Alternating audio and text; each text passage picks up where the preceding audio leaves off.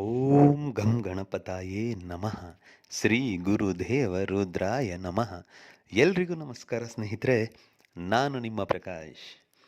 ಸ್ನೇಹಿತರೆ, ಇಂದು ನಾನು ನಿಮಗೆ ಒಂದು ಮಂತ್ರ ತಿಳಿಸ್ಕೊಡ್ತೀನಿ ಸ್ನೇಹಿತರೆ. ಈ ಮಂತ್ರ ಪಠನೆ ಮಾಡಿದರೆ ಅವರು ಎಂಥ ಸ್ತ್ರೀ ಆಗಿದ್ರು ಸರಿ, ಎಂಥ ಹಠಮಾರಿ ಆಗಿದ್ರು ಸರಿ, ಹುಚ್ಚಿಯಾಗಿ ಇಲ್ಲ ಹುಚ್ಚರಾಗಿ, ಪುರುಷ ಇಲ್ಲ ಸ್ತ್ರೀ ನಿಮ್ಮ ಹಿಂದೆ ಬರ್ತಾರೆ. ಅದನ್ನು ಹೇಗೆ ಮಾಡಬೇಕು ತಿಳಿಸ್ಕೊಡ್ತೀನಿ. ಅದಕ್ಕೂ ಮುಂಚೆ ನಮ್ಮ ಚಾನಲ್ನ ಸಬ್ಸ್ಕ್ರೈಬ್ ಮಾಡಿಲ್ಲ ಅಂದರೆ ಸಬ್ಸ್ಕ್ರೈಬ್ ಮಾಡಿ, ಲೈಕ್ ಮಾಡಿ, ಶೇರ್ ಮಾಡಿ, ಹಾಗೆ ಬೆಲ್ ಐಕಾನ್ ಬಟನ್ ಪ್ರೆಸ್ ಮಾಡೋದನ್ನ ಮರಿಬೇಡಿ. ಮತ್ತು ವಿಡಿಯೋ ಪೂರ್ತಿ ನೋಡಿ, ಆವಾಗೆ ನಿಮಗೆ ಅರ್ಥ ಆಗೋದು. ಸ್ವಲ್ಪ ಸ್ವಲ್ಪ ಫಾರ್ವರ್ಡ್ ಮಾಡ್ತಾ ಆಗಲಿ, ಇಲ್ಲ ಸ್ವಲ್ಪ ನೋಡಿ, ಏನೂ ಅರ್ಥ ಆಗಲ್ಲ. ಪೂರ್ತಿ ನೋಡಿದರೆ ಅದರ ವಿವರಣೆ ನಿಮಗೆ ತಿಳಿಯುತ್ತೆ. ಸ್ನೇಹಿತರೆ, ಮೊದಲನೆಯದಾಗಿ ಇದನ್ನು ಗುರುವಾರ ದಿನ ಮಾಡಬೇಕು. 5 ಗುರುವಾರ ಮಾಡಬೇಕು. ಕೇವಲ ಗುರುವಾರ ಮಾತ್ರ. ಪ್ರತಿ ಗುರುವಾರ 121 ಸಾರಿ ಮಂತ್ರ ಪಠನೆ ಮಾಡೋದಿರುತ್ತೆ. 5 ಗುರುವಾರ ಮಾಡಿದರೆ ಸಾಕು. ನೀವು ಆ 5 ಗುರುವಾರನೂ ನೀವು ಬಿಳಿಯ ಹೂವು 3 ಹೂವು ಇಟ್ಕೊಂಡಿರಬೇಕು ನೀವು.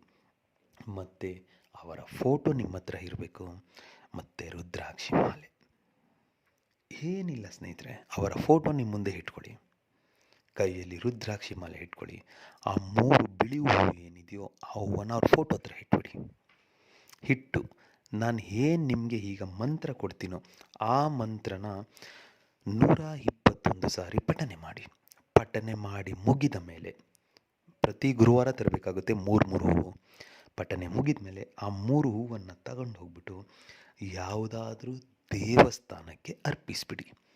ಇಲ್ಲವಾ ಹರಿಯುವ ನೀರಲ್ಲಿ ಬಿಟ್ಬಿಡಿ. ಹರಿಯುವ ನೀರೇ ಆಗಬೇಕು ಸ್ನೇಹಿತರೆ, ಹೇಳ್ತಾ ಇದ್ದೀನಿ. ಇಲ್ಲವಾ ಅರಳಿ ಮರ ಇದ್ದರೆ ಅರಳಿ ಮರದ ಬುಡದಲ್ಲಿ ಇಟ್ಟು ಬಂದುಬಿಡಿ.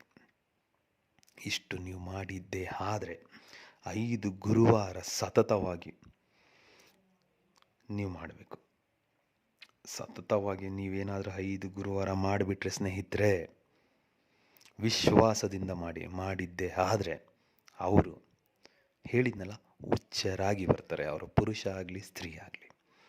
ಅದಕ್ಕೆ ಮಂತ್ರ ಹೀಗಿದೆ: ಓಂ ತ್ರೋಂ ಜಾಗ್ರತಂ ರೀಂ ದೇವಿ ಮಂ ಹಮ್ಮುಕಿ ಸಮ್ಮೋಹಂ ಸಿದ್ಧಿಂ ಕುರು ಕುರು ಸ್ವಾಹ. ಮಂತ್ರ ಇನ್ನೊಂದು ಸಾರಿ ಹೇಳ್ತೀನಿ ನೋಡಿ ಸ್ನೇಹಿತರೆ. ಓಂ ತ್ರೋಂ ಜಾಗ್ರತಂ ರೀಂ ದೇವಿ ಮಂ ಹಮ್ಮುಕಿ ಸಮ್ಮೋಹಂ ಸಿದ್ಧಿಂ ಕುರು ಕುರು ಸ್ವಾಹ. ಅಮ್ಮುಕಿ ಅನ್ನೋ ಜಾಗದಲ್ಲಿ ಸ್ತ್ರೀ ಇಲ್ಲ ಪುರುಷ ಯಾರು ಬೇಕಾಗಿದ್ದಾರೆ ಅವ್ರ ಹೆಸರನ್ನು ಸೇರಿಸ್ತಾ ಮಂತ್ರ ಪಠನೆ ಮಾಡಿದರೆ ಖಂಡಿತ ನಿಮಗೆ ರಿಸಲ್ಟ್ ಸಿಗುತ್ತೆ. ಮಾಡಿ ಸ್ನೇಹಿತರೆ, ಎಲ್ರಿಗೂ